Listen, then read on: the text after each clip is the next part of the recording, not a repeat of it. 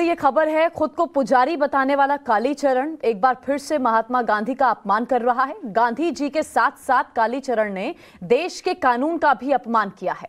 महात्मा गांधी जी पर अभद्र टिप्पणी करने के कारण उसे जेल जाना पड़ा था, लेकिन जमानत मिलने के बाद जब वो रिहा हुआ तो उसने यही काम फिर से किया। कल देर रात रायपुर से इंदौर एयरपोर्ट वो पहुंचा। एयरपोर्ट पर भारी संख्या में उसके समर्थक मौजूद थे। जमानत पर बाहर आए कालीचरण ने यहां एक बार फिर कहा कि उसने जो कहा था उसे उसका कोई पछतावा नहीं है और उसे सच बोलने की कीमत चुकानी पड़ रही है। अगर सच बोलने की सजा मौत है तो मैं इसके लिए भी तैयार हूं। ये बात भी कालीचरण की तरफ से की गई थी। नाथूराम गोडसे की तारीफ करता हुआ कालीचरण नजर आया था। उसके बाद उसने बयान दिया कि मुझे इस बाबत कोई पछतावा नहीं है। कानूनी कार्रवाई इस पर हुई, ये जेल गया। अब रिहा होने के बाद भी कह रहे मैं अपनी बात पर टिका हुआ। आपने कहा था कोई पछतावा है आपको महात्मा गांधी को लेकर जो बोला था? बिल्कुल कोई पछतावा नहीं है।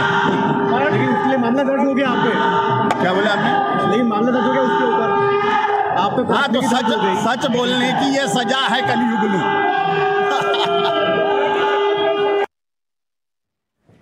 मेरे साथ मेरे सहयोगी गोविंद गुर्जर भी जुड़ गए हैं। सच बोलने की सजा है कलयुग में, ये कालीचरण कह रहा है। जो पहले कालीचरण की तरफ से बयान आया था गोविंद, वो कह रहा है मुझे कोई पछतावा नहीं है।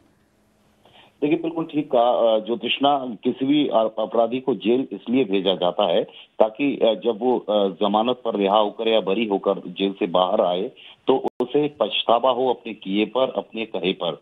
जब कालीचरण जो स्वयंभू संत हैं, उनसे पूछा गया इंदौर एयरपोर्ट पर, जहां एक जाम जैसी स्थिति हो गई और एक खलनायक का एक नायक की तरह स्वागत किया गया, जो राष्ट्रीय राष्ट्रपिता है महात्मा गांधी, उनका अपमान करने वाले राष्ट्रीय खलनायक का एक नायक की तरह स्वागत किया गया, ये पहले तो आपत्तिजनक है।